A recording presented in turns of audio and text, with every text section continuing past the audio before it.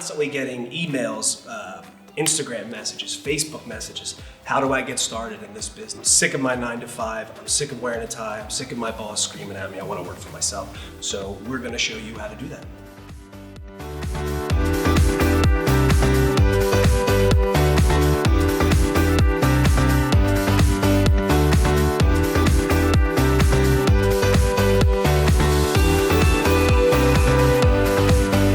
Show me the money. And let me tell you, most people starting out in the seal coating business really choose residential for a few different reasons. Residential seal coating over commercial, that is.